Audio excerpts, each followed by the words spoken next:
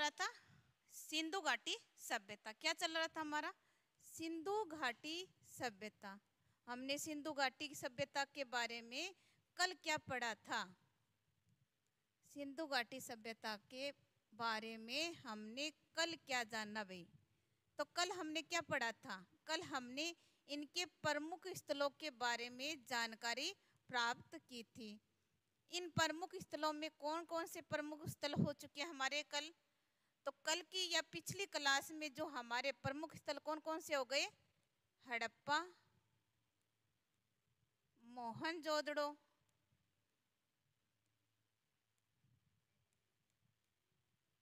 लोथल, हनुमानगढ़ में। कहाँ स्थित है? हनुमानगढ़। किस नदी के किनारे विकसित हुआ? घग्गर नदी। घग्गर नदी के बारे में हमने पहले भी चर्चा कर ली कि ये किस नदी के अवशेषों पर बहती है?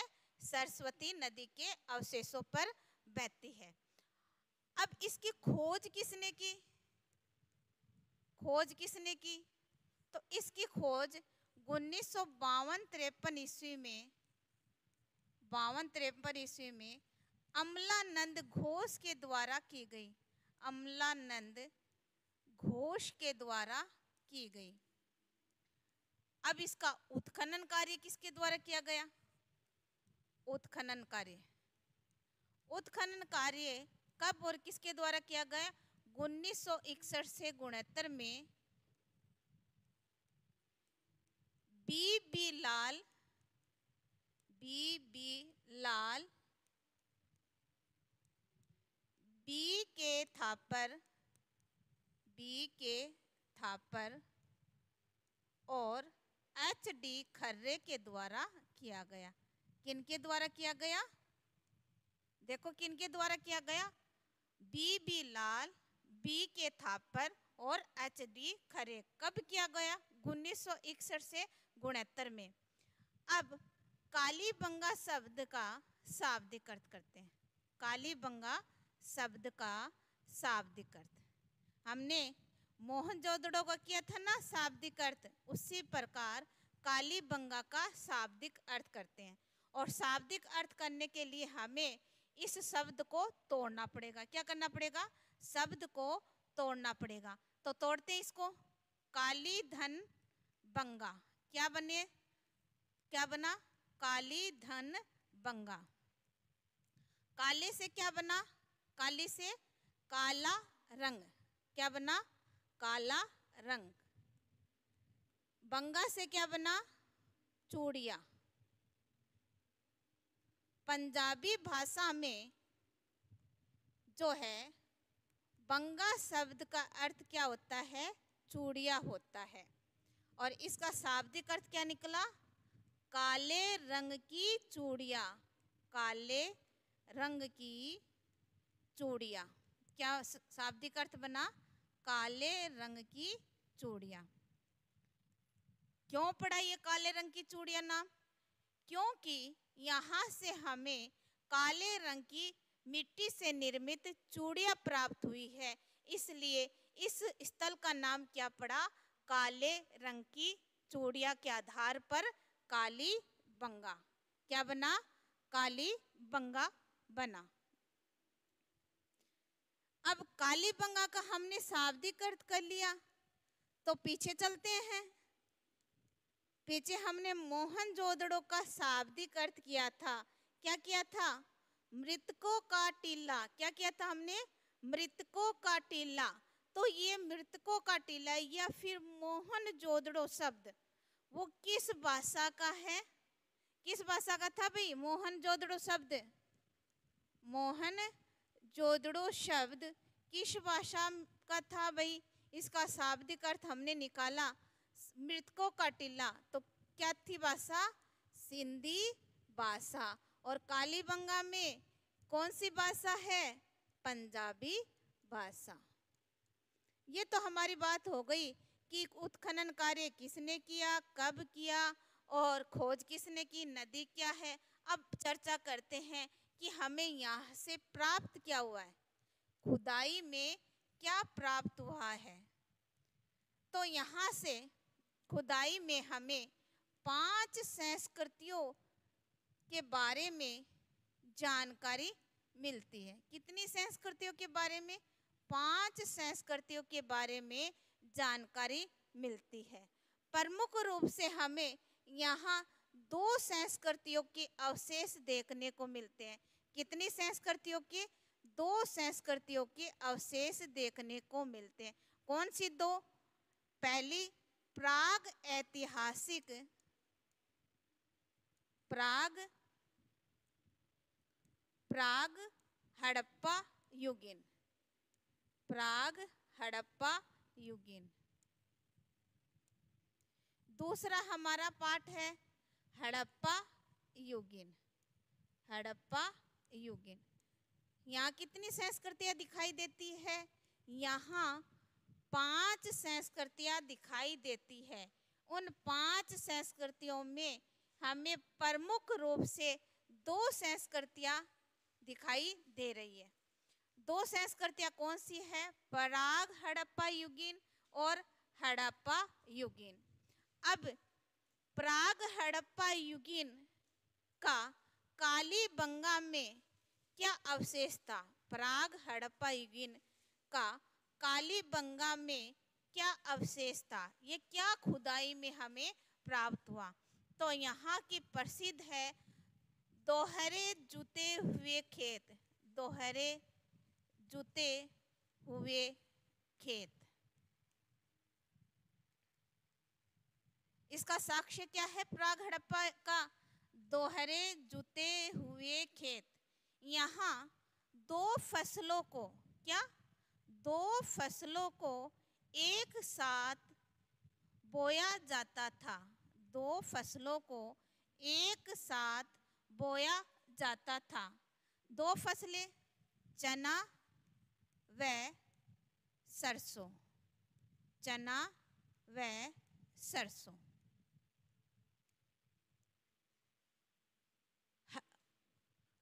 और क्या प्राप्त हुआ हमें कालीबंगा से?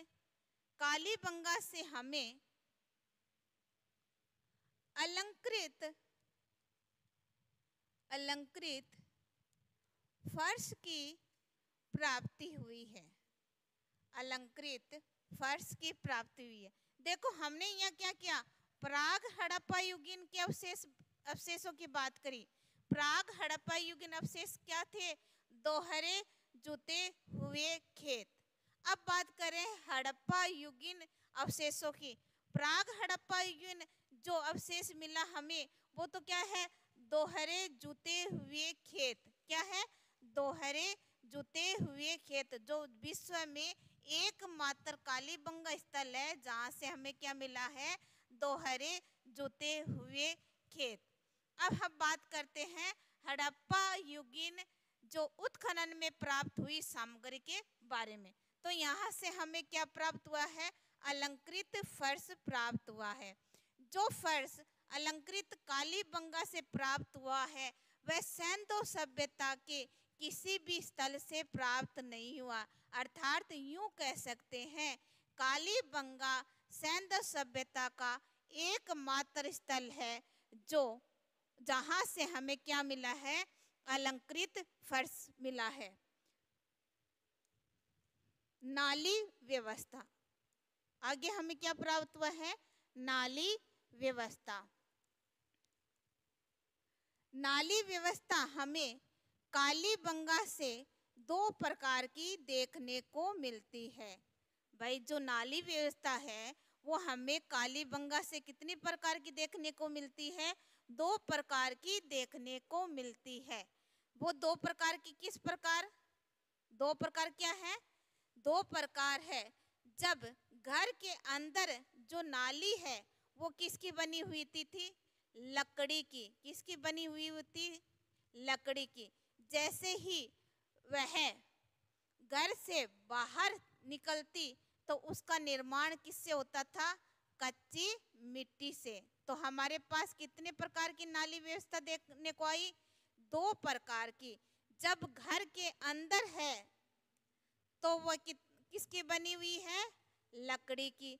और घर से बाहर है तब किसकी बनी हुई है? कच्ची मिट्टी से। यह व्यवस्था हमें कहाँ दिखाई दे रही है? कालीबंगा से। कालीबंगा से हमें सड़कें समकोण पर काटने का साक्ष्य मिलता है।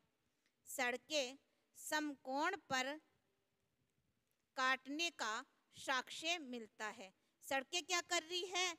समकोण पर काटती है। क्या करती है? समकोण पर काटती है। ये सिंधु सभ्यता की प्रमुख विशेषताओं में से एक विशेषता है कि सिंधु सभ्यता में जो सड़कें बनी हुई है वो कैसी बनी है? एक दूसरे को समकोण पर काटती हुई बनी हुई है। यहाँ जो है कालीबंगा में कच्ची ईंटों का प्रयोग किया गया है। कालीबंगा में किन ईंटों का प्रयोग किया गया है? कच्ची ईंटों का प्रयोग किया गया है। किसका? कच्ची ईंटों का प्रयोग किया गया है। जबकि यदि हम मोहनजोदड़ो और हड़प्पा की बात करें, मोहनजोदड़ो और हड़प्पा की बात करें तो यहाँ किन ईंटों का प्रयोग किया गया है? पक्की ईंटों का प्रयोग किया गया है। और कालीबंगा में कच्ची ईंटों का प्रयोग होने के कारण इस स्थल को क्या कहा गया है? दीनहीन बस्ती कहा गया है। दीनहीन बस्ती कहा गया है। क्या कहा गया है? दीनहीन बस्ती कहा गया है। अपवाद स्वरूप यहाँ पर जो है, यहाँ क्या है? कच्ची ईंटों का प्रयोग किया गया है, लेकिन अपवाद स्वरूप हमें यहाँ से पक्की सड़कें प्राप्त हुई है। क्या प्राप्त हुई है? पक्की सड़कें प्राप्त हुई है। अपवाद स्वरूप हमें यहाँ से क्या प्राप्त हुई है? पक्की सड़कें प्राप्त हुई है।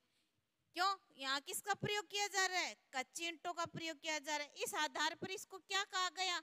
दीनहीन बस्ती कहा गया। लेकिन फिर भी हमें यहाँ से पक्की ईंटों के साक्ष्य प्राप्त होते हैं। इसके अलावा हमें और यहाँ से क्या प्राप्त हुआ? यहाँ से हमें बेलनाकार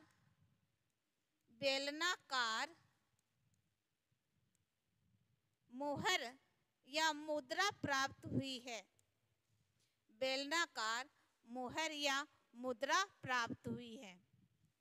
यहाँ से हमें 7 अग्नि वेदिकाएं प्राप्त हुई है। क्या प्राप्त हुई है? 7 अग्नि वेदिका या यज्ञ वेदिकाएं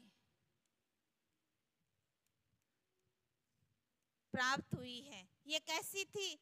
ये थी आयताकार। कैसी थी ये? आयताकार।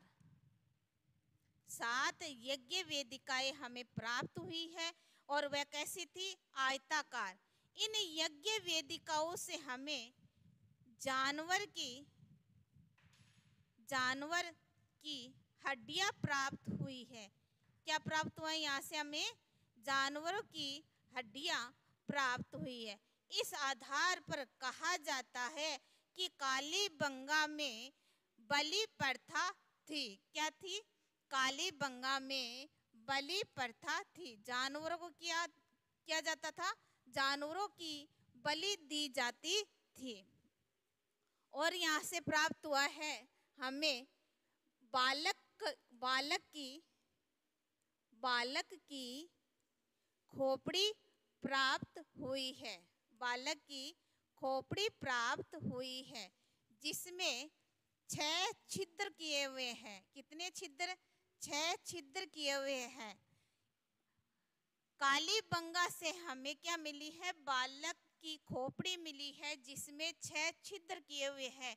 इस आधार पर कहा जाता है कि कालीबंगा में शल्य चिकित्सा के बारे में जानकारी थी। किसकी जानकारी थी? शल्य चिकित्सा की जानकारी थी।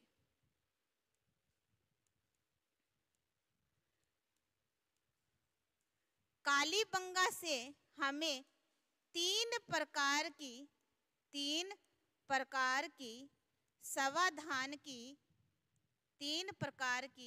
समाधान की प्रक्रिया या पद्धति मिलती है। 3 प्रकार की समाधान की पद्धति मिलती है। नंबर 1 आंशिक पद्धति, दूसरी पूर्ण समाधान, दूसरा क्या है पूर्ण समाधान, और तीसरा है दाह संस्कार।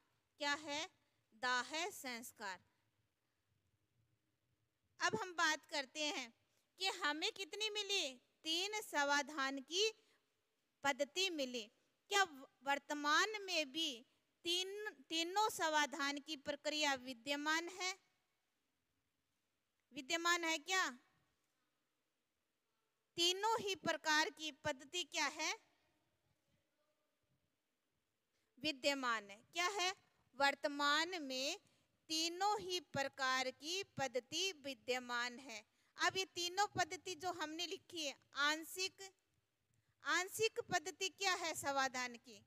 आंशिक पद्धति वह पद्धति है जिसमें सब को जंगल में छोड़ दिया जाता है जानवरों के खाने हेतु, और जो अवशेष बच जाते उसको बाद में क्या कर दिया जाता है मिट्टी में दफना दिया जाता है। दूसरा पाठ हमने किया पूर्ण समाधान। इसमें क्या किया जाता है सबको क्या किया जाता है मिट्टी में दफना दिया जाता है। सबको क्या किया जाता है पूर्ण रूप से मिट्टी में दफना दिया जाता है। तीसरी प्रक्रिया हमने की दाह संस्कार। सबको जलाने की प्रक्रिया को क्या कहा गया है दाह संस्कार कहा गया है। तो ये तीनों वर्तमान में भी दिखाई दे रही है और पहले भी थी। कालीबंगा से हमें ऊंट की अस्थियां प्राप्त हुई है। हमें क्या प्राप्त हुई है ऊंट की अस्थियां प्राप्त हुई है। इसके अलावा हमें यहाँ से हाथी दांत की कंघी प्राप्त हुई है। हाथी दांत की कंघी प्राप्त हुई है। हमें यहाँ से कांसे का दर्पण प्राप्त हुआ है। हमें क्या प्राप्त हुआ है कांसे का दर्पण प्राप्त हुआ है। कालीबंगा से पूरा का पूरा हाथी दांत प्राप्त हुआ है। क्या प्राप्त हुआ है हाथी दांत प्राप्त हुआ है। कालीबंगा से गुलाबी मृद भांड प्राप्त हुए हैं। गुलाबी मृद भांड प्राप्त हुए हैं। कालीबंगा से हमें गुलाबी मृद भांड प्राप्त हुए हैं। कालीबंगा से हमें एक श्रृंगी बैल की प्राप्ति हुई है। एक श्रृंगी बैल की प्राप्ति हुई है। कालीबंगा से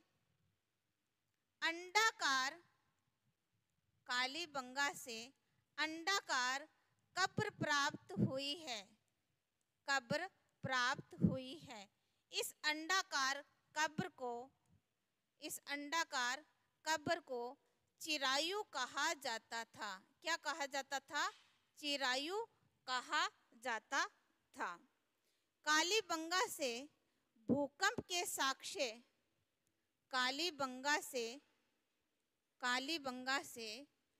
भूकंप के साक्ष्य प्राप्त हुए हैं। अनुमान लगाया जाता है कि कालीबंगा स्थल का समापन या खत्म होना क्या था आधार क्या था भूकंप था। यह स्थल भूकंप के कारण क्या हुआ था नष्ट हुआ था। कालीबंगा को सैंधव सभ्यता की तीसरी राजधानी कहा जाता है। सैंधव सभ्यता की तीसरी राजधानी कहा जाता है। तो यहाँ तीसरी राजधानी है, तो बात करें कि दो राजधानियां कौन सी थी, दो राजधानियां कौन सी थी, ये तो तीसरे नंबर की हो गई। तो दो कौन सी है भाई, दो कौन सी है, दो है। एक तो हो गई हमारी हड़प्पा और दूसरी हो गई मोहनजोदड़ो। हड़प्पा और मोहनजोदड़ो। यहाँ एक पर्सन और साथ में कर लेते हैं। हड़प्पा और मोहनजोदड़ो को, हड़प्पा और मोहनजोदड़ो को, मोहनजोदड़ो को दो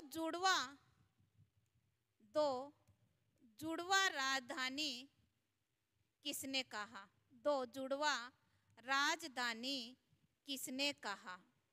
भाई तीसरी राजधानी कहने वाला व्यक्ति था दशरथ शर्मा, और दो राजधानी जुड़वा करने वाला व्यक्ति कौन था, पिगट महोदय, पिगट महोदय।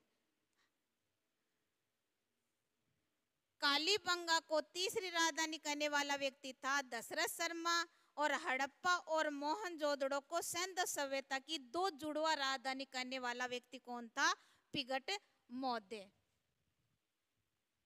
कौन था, पिगट महोदय। अगला स्थल आता है हमारा धोलावीरा। कौन सा आता है, धोलावीरा। धोलावीरा कहाँ स्थित है, धोलावीरा गुजरात में स्थित है। किन नदियों के किनारे, मानसर तथा मानहर नदियों के किनारे, मानसर तथा मानहर नदियों के किनारे स्थित है। धोलावीरा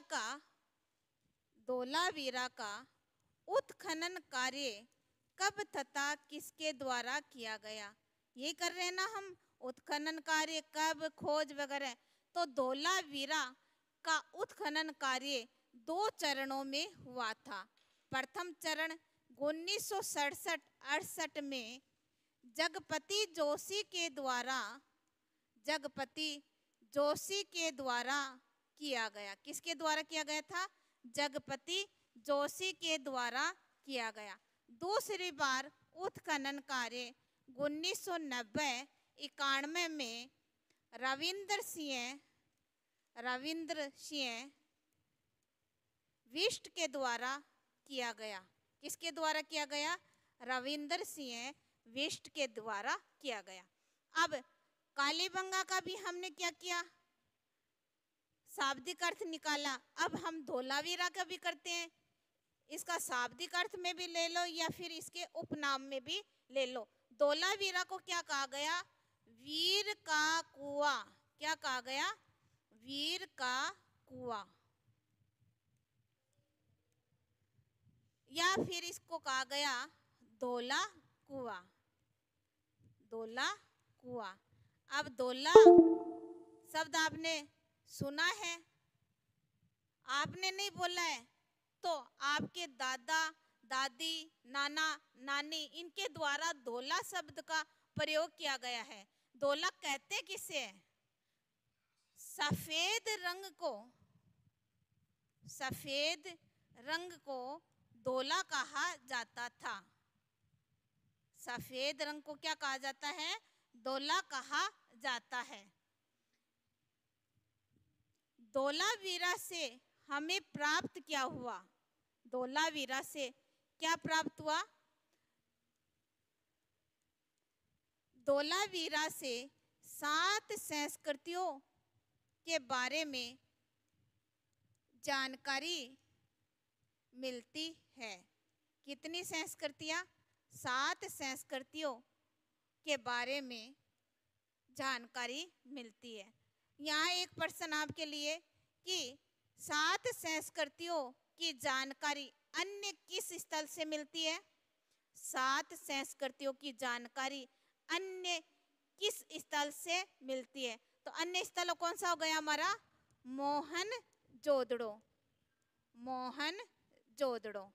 जो कथन मोहनजोदड़ो के बारे में कहा गया है वही कथन जो है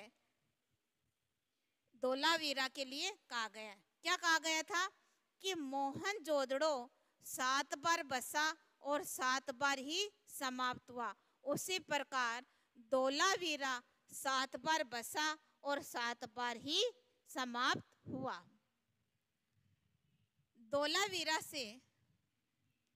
धोलावीरा से हमें 3 स्तर देखने को मिलते हैं। धोलावीरा से हमें 3 स्तर देखने को मिलते हैं।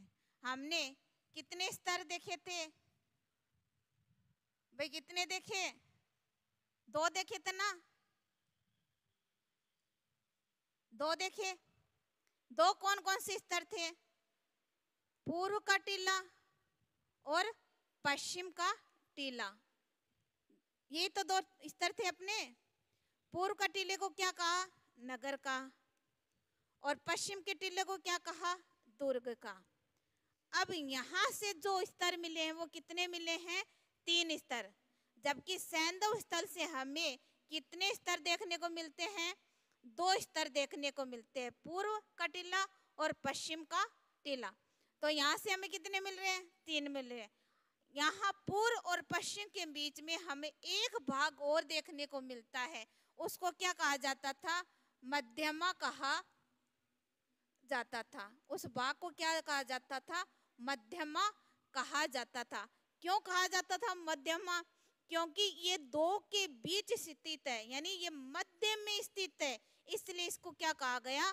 मध्यमा कहा गया। यहाँ पर विशिष्ट वर्ग निवास करता था। विशिष्ट वर्ग जैसे शासक वगैरह आदि यहाँ पर क्या करते थे? निवास करते थे। अब जो हमारा ये 3 स्तर है, अब चर्चा करते हैं प्राचीर की। सैंधव सभ्यता से हमें सुरक्षा प्राचीर की क्या मिलती है? जानकारी मिलती है।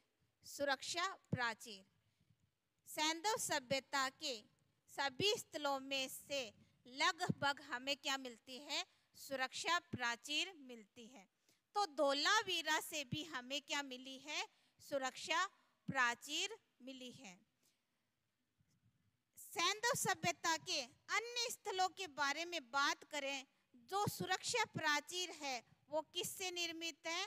ईंटों से निर्मित है। ईंटों से निर्मित ये जो सुरक्षा प्राचीर है वो सैंधव सभ्यता के अन्य स्थलों में किससे निर्मित है? ईंटों से निर्मित है। लेकिन धोलावीरा की बात करें, किसकी बात करें? धोलावीरा की बात करें तो ये सुरक्षा प्राचीर जो है वो किससे निर्मित है? पत्थर से निर्मित है। पत्थर या पाषाण से निर्मित है। देखो अंतर क्या आया कि अगर सैंधव सभ्यता के अन्य स्थलों के बारे में बात करें तो वहां सुरक्षा प्राचीर किससे बनी हुई है? ईंटों से बनी हुई है। और धोलावीरा में सुरक्षा प्राचीर किससे निर्मित है? पाषाण से निर्मित है। अगर सैंधव सभ्यता के अन्य स्थलों के बारे में बात करें तो सुरक्षा प्राचीर जो बनी हुई है वो पतली बनी हुई है। क्या बनी हुई है? पतली बनी हुई है। और जब धोलावीरा की बात करें तो सुरक्षा प्राचीर जो है वो मोटी बनी हुई है। सबसे मोटी सुरक्षा प्राचीर, सबसे मोटी सुरक्षा प्राचीर कहाँ मिलती है देखने को? वो देखने को मिलती है अपनी धोलावीरा। सबसे मोटी सुरक्षा प्राचीर कहाँ देखने को मिलती है? धोलावीरा में मिलती है। तो यहाँ देखो अंतर आ गया कि सुरक्षा प्राचीर किससे बनी हुई है, पत्थर से निर्मित है, जबकि सैंधव स्थल के अन्य की बात करें तो किससे निर्मित है, ईंटों से। फिर दूसरी बात, यहाँ जो सुरक्षा प्राचीर है वो अन्य स्थलों के मुकाबले में क्या है, मोटी है। इसके अलावा धोलावीरा से सर्वाधिक प्रवेश द्वार मिले हैं, सर्वाधिक प्रवेश द्वार मिले हैं, सर्वाधिक प्रवेश द्वार मिले हैं। आगे, धोलावीरा से स्टेडियम की प्राप्ति हुई है। धोलावीरा से क्या प्राप्त हुआ है, स्टेडियम प्राप्त हुआ है। इसके अलावा यहाँ से साइन बोर्ड प्राप्त हुआ है। क्या प्राप्त हुआ है, साइन बोर्ड प्राप्त हुआ है। अब इस साइन बोर्ड को क्या कहते हैं हम, साइन बोर्ड को क्या कहा जाता है, साइन बोर्ड को सूचना पट कहा जाता है, सूचना पट कहा जाता है। आप किसी भी ऑफिस में जाओगे तो आपको वहाँ सूचना पट लगा हुआ मिलेगा। आप कॉलेज विद्यालय यहाँ पर भी जाओगे आपको क्या मिलेगा, सूचना पट मिलेगा कि इस समय ये कार्यक्रम है, इसका आयोजन इस समय किया जाएगा, परीक्षा की तिथि वहाँ अंकित की जाती है। तो वो सूचना पट कहाँ से मिला है, धोलावीरा से मिला है। धोलावीरा से सुनामी नामक तूफान के बारे में पहली बार साक्ष्य प्राप्त होता है। पहली बार या प्रथम बार सुनामी जैसे तूफान के बारे में साक्ष्य प्राप्त होता है। धोलावीरा से खगोलीय परीक्षणशाला का साक्ष्य प्राप्त हुआ है। धोलावीरा से खगोलीय परीक्षणशाला प्राप्त हुआ है। धोलावीरा से 16 तालाबों की प्राप्ति हुई है। धोलावीरा से 16 तालाबों की प्राप्ति हुई है। इसके अलावा धोलावीरा से गिरगिट तथा नेवले की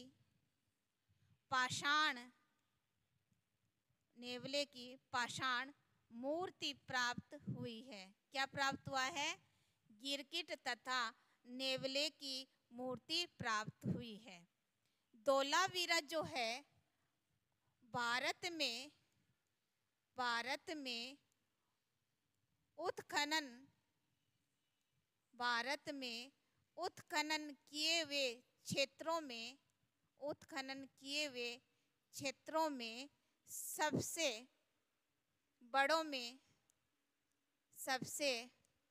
बड़ों में 2 नंबर पर आता है, 2 नंबर पर आता है।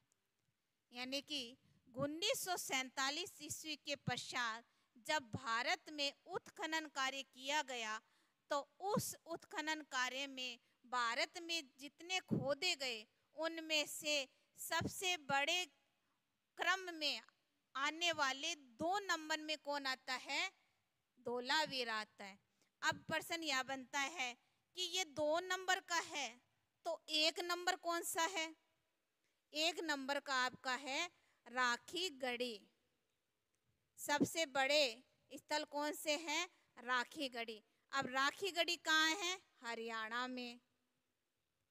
राखीगढ़ी कहाँ है, हरियाणा में। अब राखीगढ़ी को याद एकदम आराम से कर सकते हो, क्यों कई बार ये कंफ्यूज हो जाता है कि धोलावीरा गुजरात में है या हरियाणा में। क्यों बड़े स्थलों में ये हमेशा लगा रहता है कि ये कहाँ है, ये कहाँ है। सीधा है कि राखी का त्योहार कब बनाते हैं, हरियाली के अवसर पर। कब बनाते हैं, हरियाली। और राखीगढ़ी कहाँ है? हरियाणा में। कहाँ है? हरियाणा में। तो पहला बड़ा स्थल कौन सा हो गया? हरियाणा। और दूसरा हमने कर लिया धोलावीरा। दूसरा स्थल कौन सा है?